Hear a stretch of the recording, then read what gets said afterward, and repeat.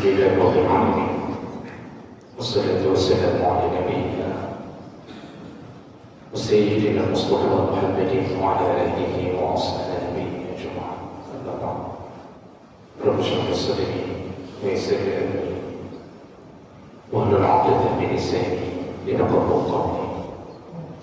Segala puji bagi Allah, kemudian salawat dan salam kepada Rasulullah, pada keluarga dan seluruh sahabat-sahabatnya. Jemaah salat subuh, bapak-bapak dan ibu yang Allah muliakan insyaallah.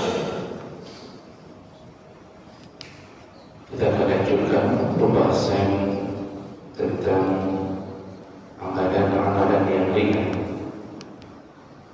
tetapi bernilai pahala besar di sisi Allah Subhanahu wa taala. Di pertemuan yang lalu, pertemuan sebelumnya, kita sudah membahas di antara amalan yang ringan yaitu duduk di dalam masjid bermajelis ilmu walaupun cuma sejenak, tapi dia mendapatkan pahala yang berlimpah dari sisi Allah Subhanahu wa taala. Sampai-sampai Nabi menyatakan bahawa seakan-akan dia telah mendapatkan 2 ekor unta yang mahal. Itu belum dihitung doa dari para malaikat yang mendoakan orang-orang yang duduk dalam masjid membaca Quran walaupun sejenak lalu bermajelis ilmu. Dan itulah yang selayaknya kita lakukan. Jadi jangan sampai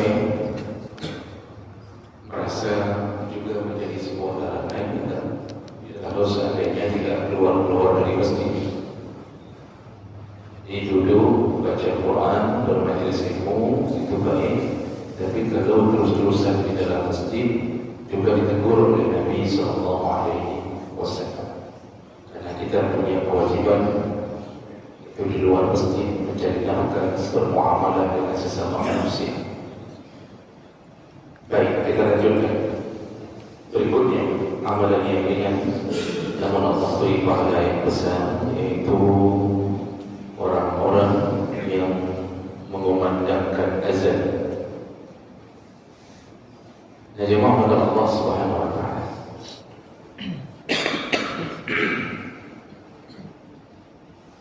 Para ulama punya perbedaan pandangan ketika berbicara tentang mana yang lebih besar, pahala menjadi muazzin atau menjadi imam. Jadi kalau kita buka kitab-kitab fikih, kita membahas tentang azan, maka juga terselip pandangan para ulama tentang mana yang lebih utama, menjadi muazzin atau menjadi imam. Sebahagian para ulama menyebutkan menjadi imam lebih utama, namun sebahagian yang lain menyebutkan menjadi muazzin lebih utama. Karena banyak hadis yang menyebutkan tentang kelebihan orang-orang yang mengumandangkan azan. Hari ini menjadi muazzin bukanlah sebuah cita-cita, karena dianggap oleh banyak orang itu bukan pekerjaan yang bergengsi. Jika dia bego berbuat, tanya sama orang kerjanya apa. Kalau kita jawab muazzin masjid, langsung terasa seakan-akan kesannya adalah orang-orang rendahan, orang-orang yang tak punya pekerjaan. Jadi bahasa kerennya kiri. Di balik itu semua, itu yang terbayangkan. Orang tidak tahu kadang-kadang muazzin itu termasuk salah satu orang-orang yang akan menjadi penduduk surga. Dan ini menuai pahala yang sangat besar karena muazzin tugasnya adalah memanggil orang-orang untuk menegakkan salat, yang salat itu diwajibkan oleh Allah dan ditunggu di masjid-masjid Allah SWT. Jadi rumah Allah sudah ada, wa anna al-masajida lillah, semua masjid itu milik Allah. Namun siapa yang akan memanggil-manggil orang untuk menuju ke masjid Allah? Muazzin. Dan ini disebutkan dalam banyak hadis oleh Nabi SAW. Dan saking besarnya pahala muazzin, berbagai janji dari Allah dan Nabi diperuntukkan bagi muazzin. Di antaranya hadis dari Muawiyah bin Abi Sufyan radhiyallahu anhu, sami'tu Rasulullah sallallahu alaihi wasallam yaqul, aku mendengarkan Rasulullah sallallahu alaihi wasallam berkata, al-muazzinun atwalun nasi a'naqan yawmal qiyamah. Para muazzin nanti di hari kiamat Allah akan bangga-banggakan mereka dengan cara dipanjangkan lehernya di hari kiamat. Jadi orang-orang yang sering mengumandangkan azan, cara Allah memberitahu kepada seluruh penduduk di padang mahsyar dengan cara diberi tanda leher mereka itu lebih panjang daripada orang-orang biasa yang tidak melakukan azan. Untuk apa dipanjangkan itu?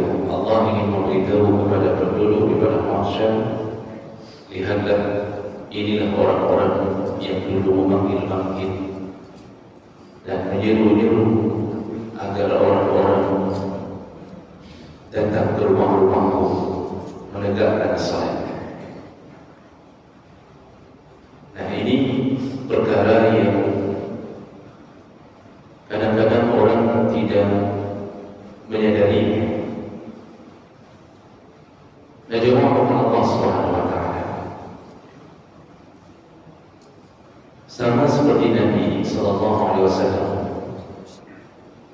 ketika ingin menandai umatnya, maka Allah beri tanda pada umat Nabi, yaitu dengan cara memberi cahaya pada bekasan wudunya.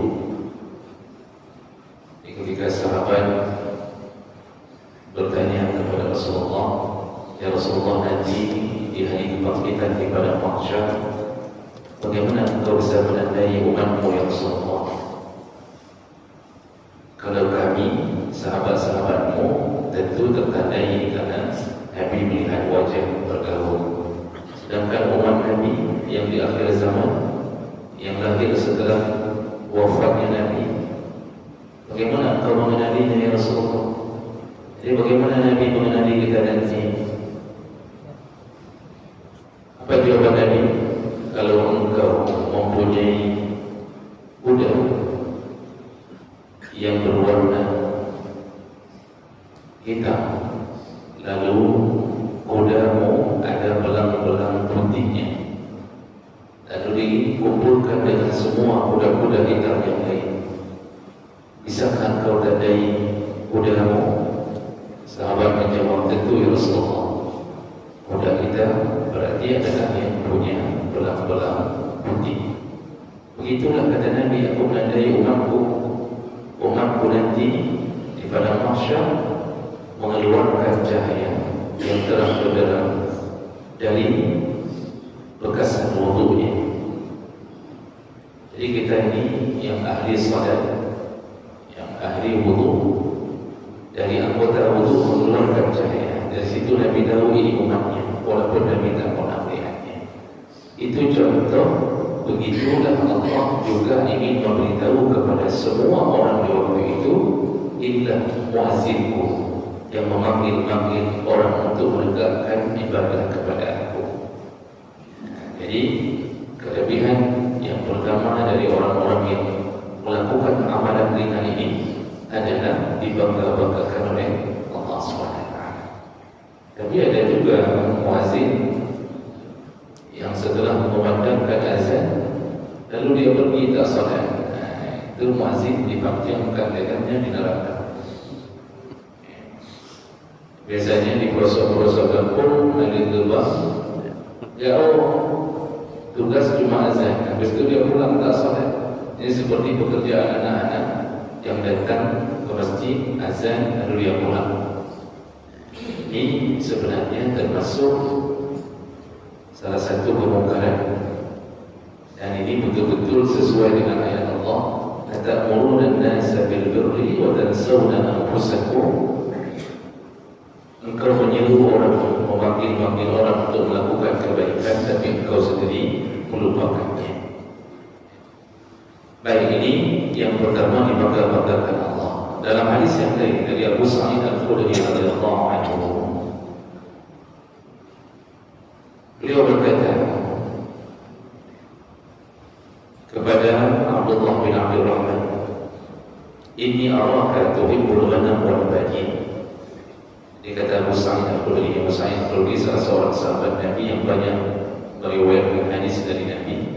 Beliau berkata kepada sahabat yang lain, "Wahai Abdul Rahman, aku melihat bahwa engkau adalah orang yang suka menggembala kambing dan engkau suka berada di daerah perbukitan, Badian, Baduy, itu daerah-daerah lembah, daerah perbukitan. Kana fi ghanamika aw badiyatuka fa azanta bis-salat farfa' sawtaka bin-nida." Lalu kemudian beliau mengatakan, ketika engkau sedang menggembala kambingmu di lembah-lembah di perbukitan, kalau sudah datang waktu salat, azanlah, azan saja, dan angkat suaramu. Fa innahu la yusmi'u mada sawtil muazzin jinnun wala insun wala syai'un illa syahida lahu yawmal qiyamah. Karena kata Abu Sa'id Al-Khudri, semua yang mendengar suara azanmu sepanjang suara azanmu terdengar, baik didengarkan oleh jin, didengarkan oleh manusia, atau apapun, didengarkan oleh batu, pohon, didengarkan oleh binatang-binatang, artinya kambingmu pun mendengarnya, maka semua itu akan menjadi saksi-saksimu di hari kiamat nanti. Lalu Abu Sa'id mengatakan, "Sami'tuhu min Rasulillah." Itulah yang kudengar dari Rasulullah SAW. Ini hadis riwayat Bukhari dengan derajat yang sahih. Jadi Abu Sa'id mendengar Rasulullah, orang-orang yang melakukan azan, sejauh mana suara azan itu sampai didengarkan oleh semua makhluk, maka makhluk itu akan menjadi saksi untuknya di hari kiamat. Maka sungguh luar biasa, azan tak sampai 5 menit pun kadang-kadang, tapi Masya Allah, semua binatang di dalam tanah, semua binatang yang mendengarkan suara azan, semua daun-daunan. Bayangkan dalam satu pohon, kalau dalam satu pohon ada ratusan daun, dan di setiap cabang-cabang pohon itu mungkin ada ribuan buah. Ketika mendengarkan suara azan, maka mereka semua bersiap-siap untuk dipanggil Allah menjadi saksi kepada muazzin, dan mereka tentu bersaksi, inilah muazzinmu ya Allah, inilah orang yang memanggil namamu ya Allah, kudengarkan suaranya di saban waktu salat di dunia ya Allah. Luar biasa kesaksian yang diberi oleh Allah, izin diberi saksi oleh Allah kepada makhluk yang mendengarkan suara muazzin. Itu dulu tidak ada mic. Kalau sekarang muazzin pakai mic, suaranya lebih jauh terdengar, dan makhluk-makhluk Allah itu lebih fokus, lebih khusyuk mendengarkan azan dibandingkan dengan manusia. Kalau manusia dengan azan kadang-kadang perhatiannya terpecah dengan jual belinya, dengan kesibukannya, tapi binatang itu mendengarkan azan. Makanya salah satu penelitian masih ada di YouTube, itu ketika pepohonan bunga yang kuncup, bunga yang sedang kuncup, diletakkan kamera untuk melihat reaksi bunga ketika azan berbunyi. Jadi pohon-pohon yang berada di samping-samping masjid, ketika dicoba untuk diteliti apa reaksi dari bunga yang sedang kuncup, karena yang bisa bergerak itu bunga yang sedang kuncup lalu bergerak. Dan didapatkan kejadiannya di Rusia, tapi tidak tahu negara bagian mananya. Ada yang menyebutkan Azerbaijan, ada yang menyebutkan Uzbekistan, wallahu a'lam. Tapi videonya jelas nampak, begitu dikumandangkan azan, tiba-tiba bunga-bunga itu menjadi mekar. Jadi selepas azan, tidak lama selepas azan, mereka akan kuncup kembali. Tapi setiap kali waktu azan, bunga-bunga yang selayaknya bisa mekar, maka mereka mekar di waktu azan. Jadi pepohonan itu juga makhluk Allah. Oleh karena itu wajar Allah mengatakan yusabbihu lillahi ma fis samawati wa ma fil ardh. Semua yang ada di langit dan di bumi semua bertasbih kepada Allah Subhanahu wa taala. Jadi yang paling lalai itu manusia. Paling lalai manusia. Azan dengar, tapi kemudian dia lalai untuk memfokuskan pendengarannya kepada azan. Maka syukur beruntung menjadi muazzin, terlalu banyak saksi yang akan membelanya di hari kiamat. Dalam hadis yang lain dari Bara bin Azib radhiyallahu anhu, hadis An-Nasa'i, Ahmad dengan derajat yang sahih. Rasulullah sallallahu alaihi wasallam bersabda, "Inna Allah wa malaikatahu yusalluna 'ala as-saffil muqaddam wal muazzin." Sesungguhnya Allah dan para malaikat bersalawat. Bersalawat itu artinya memberi rahmat. Kalau dari Allah dan malaikat memberi rahmat kepada siapa? Kepada orang-orang yang berada di saf awal dan muazzin. Jadi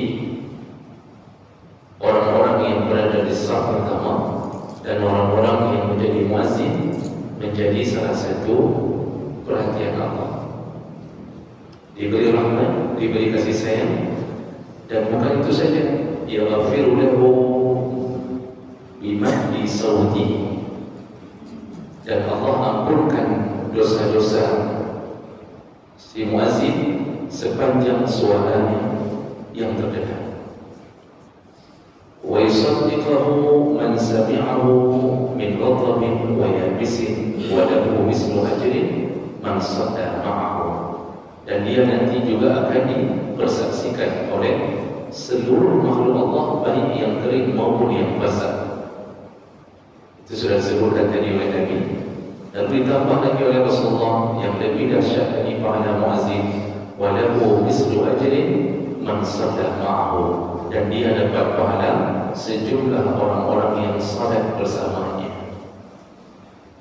Dia dapat pahala sejumlah dengan orang-orang yang salat bersama. Bayangkan seorang muazzin memanggil-manggil, ternyata semua yang datang mereka dapat pahala yang besar, dan pahala itu juga ternyata diberikan kepada muazzin sejumlah orang-orang yang datang setelah dipanggil-panggil oleh muazzin. Dan ini cocok dengan hadis Nabi yang lain, man dalla ala khairin falahu mislu ajri. Barang siapa yang menunjukkan atau mengabarkan satu kebaikan kepada orang lain, maka dia dapat pahala dari kebaikan yang dilakukan oleh orang tersebut, tentu tanpa mengurangi pahala orang tersebut.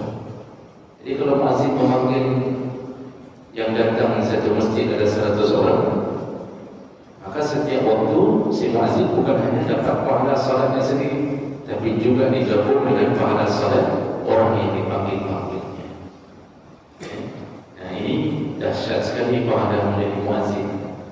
Kemudian dia Allah Subhanahu wa taala Nabi juga mengatakan bahawa seorang muazzin akan dimasukkan ke dalam surga oleh Allah Subhanahu wa taala. Berdasarkan hadis dari Uqbah bin Amir radhiyallahu anhu, hadis riwayat Abu Dawud, An-Nasa'i dengan derajat yang sahih.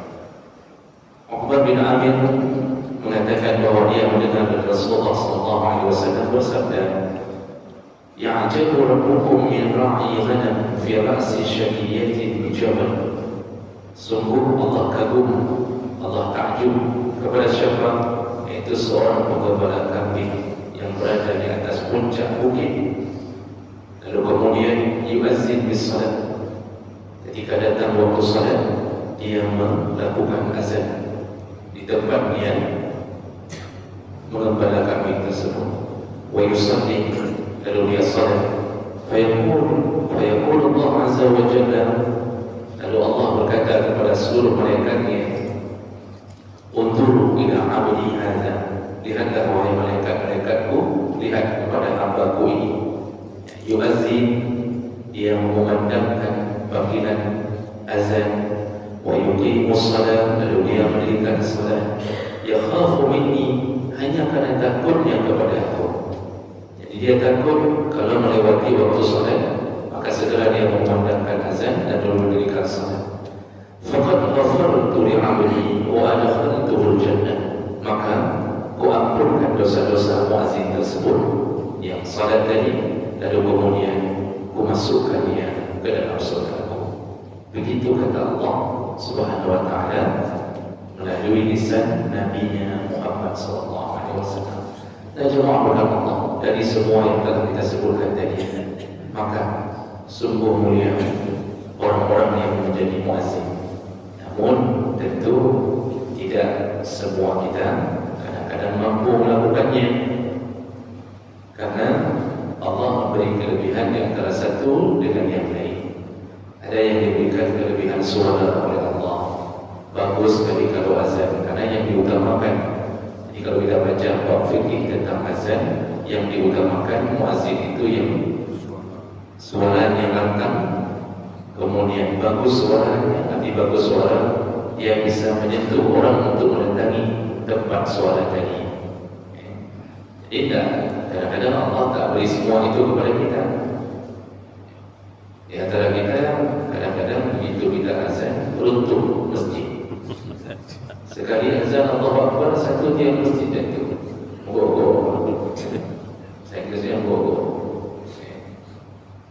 Orang yang berencana mau ke masjid, begitu mendengar kita azan, tak jadi ke masjid.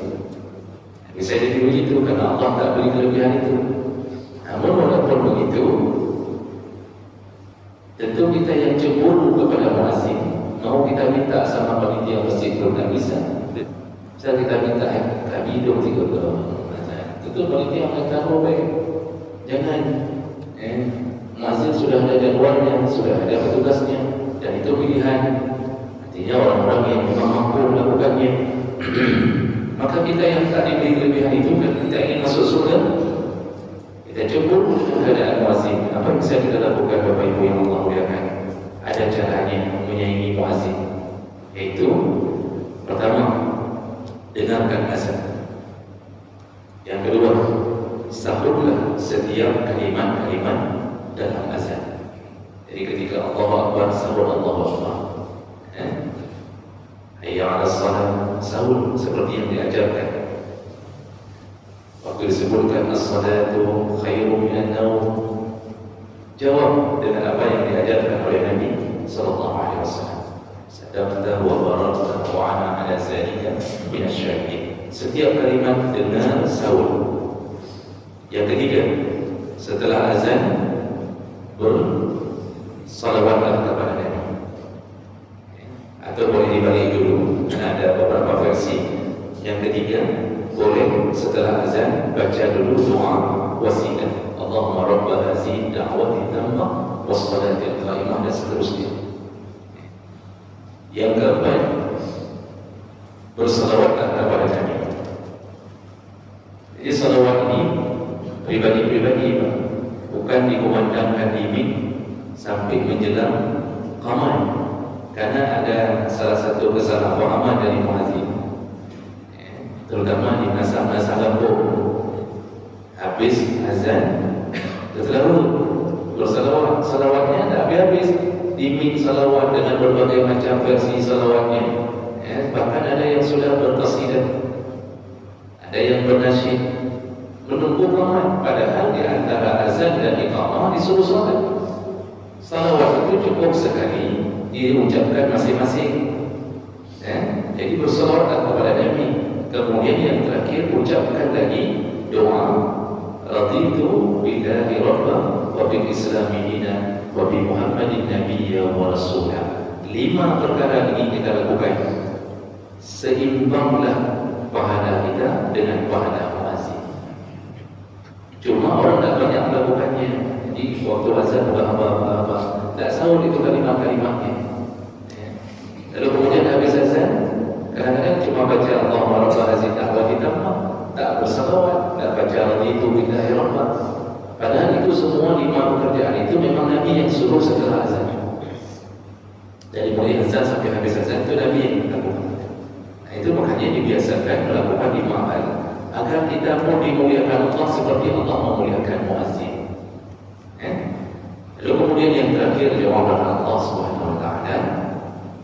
Kalau kita buka kitab-kitab fikih tentang muazzin, itu muazzin bukan hanya sekedar faham cara azan, tapi bacalah kembali ilmunya. Karena sebagian tempat saya melihat, memperhatikan, ada muazzin yang tidak berwuduk lebih dahulu. Jadi model datang ke masjid, azan, habis azan baru wuduk. Ini kesalahan yang paling banyak dilakukan. Padahal nanti kita fikih sebutkan sunnah seorang muazzin berwuduk lebih dahulu baru azan. Jadi ada yang datang buka pintu masjid azan, habis azan baru wuduk. Makruh mengumandangkan azan kalau belum berwuduk, makruh. Lalu satu lagi, makruh hukumnya menjadi muazzin orang yang fasik. Makruh menjadi muazzin orang yang fasik seperti makruhnya menjadi imam orang yang fasik. Jadi bukan imam saja yang makruh ketika yang jadi imam orang fasik, muazzin pun makruh. Jadi dia muazzin tapi melakukan perbuatan dosa besar yang belum taubat dan terbiasa dengan dosa kecil. Kalau ada muazzin setelah azan, lalu kemudian di luar masjid ternyata kita dapatkan beliau sering pakai celana pendek di atas lutut yang menjadi tanda bahwa dia sering melakukan dosa besar, maka segera beritahukan panitia masjid untuk membebas tugaskan muazzin ini kalau dia tak mau taubat. Kalau bapak ibu dapatkan muazzin menjadi salah satu nasabah di tempat-tempat riba, muazzin tapi berhubungan dengan rentenir, maka saat itu beritahukan kepada masjid, pecat muazzin. Karena makruh. Bagaimana bisa dia memanggil orang untuk menegakkan agama, dia sendiri menghancurkan agama. Begitu juga imam. Imam tak boleh orang fasik. Jadi bukan hanya mengandalkan hafalan Qurannya, bukan hanya mengandalkan hafalan lalu kemudian bebas begitu saja, tidak. Harus lihat akhlaknya, lihat ketaatannya kepada Allah Subhanahu wa taala. Sayangnya kadang-kadang hari ini para imam pun tak mau menambah ilmu. Jadi datang tugas jadi imam, setelah itu pergi, tak pernah ikut pengajian. Yang ikut pengajian makmum. Jadi apapun yang kita kasih tahu tentang kesalahan-kesalahan imam, mula-mula ada saat-saat mulang. Kenapa? Imam tak pernah ikut pengajian, habis jadi imam berangkat. Yang halim siapa? Makmum. Makanya terjadilah kesalahan yang berulang-ulang. Jadi jemaah Allah, hati-hati ketika mengandalkan kemampuan azan tetapi akhlak tak baik dengan Allah Subhanahu wa taala. ini jangan dijadikan sebagai muazzin, karena dia bukan orang yang disayangi oleh Allah, maka akan berimbas kepada ridha Allah terhadap masjid tersebut. Baik, inilah yang bisa kita sampaikan untuk subuh hari ini, dan insyaallah kita akan sambung kembali dengan amalan-amalan yang lain di 2 Jumat yang akan datang. Subhanallah wa bihamdihi, asyhadu an la ilaha illa anta, astaghfiruka wa atubu ilaik. Wassalamualaikum warahmatullahi